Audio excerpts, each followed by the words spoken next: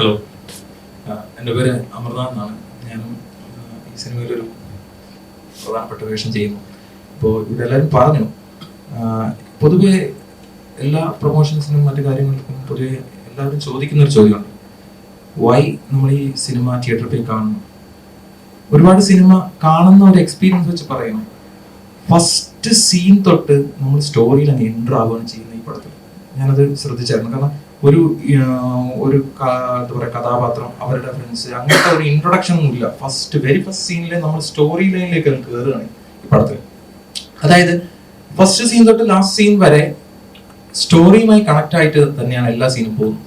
ഒരു സീൻ പോലും എന്താ പറയാ, വേണോ വേണ്ടയോ അങ്ങനെ ഒരു ഡൗട്ട്ഫുൾ ആയിട്ടുള്ള ഒരു സീൻ പോലും ഈ സിനിമയിൽ ഉണ്ടാവില്ല.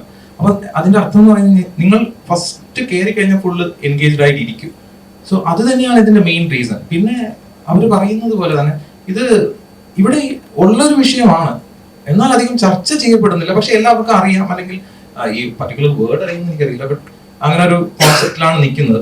പ്രത്യേകിച്ച് ഇപ്പോൾ 2024 ഇങ്ങനത്തെ ഒരു റൈറ്റ്സ്, അതുപോലെ തന്നെ ഇങ്ങനത്തെ മൂവ്മെന്റ്സ് ഒക്കെ അത്യാവശ്യമായ കാര്യങ്ങളാണ്. നമ്മളിത് എന്താ പറയാ, അറിഞ്ഞും അറിയാതെയും ഒളിഞ്ഞും തെളിഞ്ഞും എല്ലാ രീതിയിലും സംസാരിക്കുന്ന കാര്യങ്ങൾ തന്നെയാണ്. പക്ഷെ ചില സമയത്ത് ഇങ്ങനെ ഈ സിനിമ ഒരു മെസ്സേജിനേക്കാളും ഞാൻ ഇതിനെ പറയാൻ ഉദ്ദേശിക്കുന്ന ഒരു റിമൈൻഡർ ആണ്. So it's a reminder.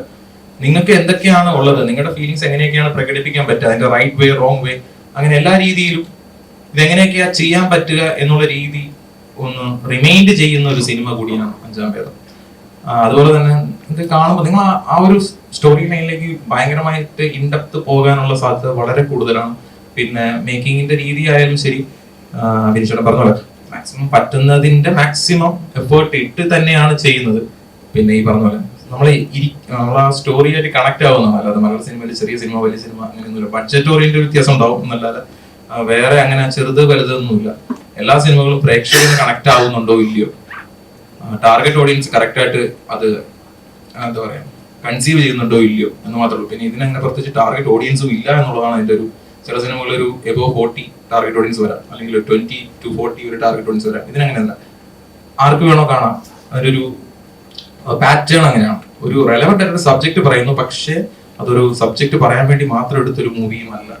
എല്ലാ തരത്തിലുള്ള എന്റർടൈൻമെന്റ് എലമെന്റ്സും നിങ്ങളൊരു കൊമേഴ്ഷ്യൽ മൂവി എന്ന് പറയുമ്പോൾ പ്രതീക്ഷിക്കുന്ന എല്ലാം മാക്സിമം ആഡ് ഓൺ ചെയ്ത്, എന്നാൽ അത് ചുമ്മാ ഇത് കയറ്റാൻ വേണ്ടി ആഡ് ഓൺ ചെയ്തതല്ലാതെ സ്റ്റോറി ബേസിൽ തന്നെ അത് നല്ല രീതിയിൽ കൺസീവ് ചെയ്തിട്ട് മേക്ക് ചെയ്തൊരു പടമാണ്. സോ അത് തന്നെയാണ് ഈ സിനിമ തിയേറ്ററിൽ ഒന്ന് പോയി കാണുക, അതൊന്ന് എക്സ്പീരിയൻസ് ചെയ്യുക എന്ന് ഞങ്ങൾ റിക്വസ്റ്റ് ചെയ്യുന്നതിന്റെ മെയിൻ കോൺഫിഡൻസും കാര്യവും. എൻ്റെ പേര് ജിൻസി ചിന്നപ്പൻ എന്നാണ്. ഞാൻ അഞ്ചാം വേദത്തില് വില്ലന്റെ ഉമ്മയായിട്ടാണ് ചെയ്തിരിക്കുന്നത്. അതായത് അക്ബറിന്റെ അഷ്റഫ്. ഞാൻ അസുറു എന്നാണ് ഇന്നത്തെ ക്യാരക്ടറിനെ വിളിക്കുന്നത്. അസുറുവിന്റെ ഉമ്മയായിട്ട് ആമിനു എന്ന് പറഞ്ഞ ക്യാരക്ടറാണ് ചെയ്തിരിക്കുന്നത്. നല്ല ശക്തമായൊരു കഥാപാത്രമാണ്. എന്നെ വിശ്വസിച്ച് നമ്മുടെ മുജീബിക്കുകയും വിനീത് സാറും ഒക്കെ തന്നിരിക്കുന്നത്. അത് എന്നെക്കൊണ്ട് പറ്റാവുന്ന മാക്സിമം നന്നായി ചെയ്തിട്ടുണ്ട് എന്നാണ് എൻ്റെ ഒരു വിശ്വാസം. നിങ്ങൾ കണ്ട് വിലയിരുത്തുക. പിന്നെ കട്ടപ്പനയുടെ ഭംഗി വളരെ മനോഹരമായി ചിത്രീകരിച്ചിട്ടുള്ളൊരു സിനിമയാണ് അഞ്ചാം വേദം. തീർച്ചയായിട്ടും നിങ്ങൾക്ക് നല്ലൊരു തിയേറ്റർ എക്സ്പീരിയൻസ് തന്നെ കിട്ടും എന്നാണ് എനിക്ക് പറയാനുള്ളത്. അതുപോലെ തന്നെ ഇന്നത്തെ എല്ലാ കഥാപാത്രങ്ങളും വളരെ മികച്ച പെർഫോമൻസ് തന്നെ കാഴ്ചവെച്ചിട്ടുണ്ട് എന്ന് എനിക്ക് ഉറപ്പ് പറയാൻ പറ്റും. തീർച്ചയായിട്ടും നിങ്ങളെല്ലാവരും സിനിമ തിയേറ്ററിൽ തന്നെ വന്ന് കാണും. Thank you.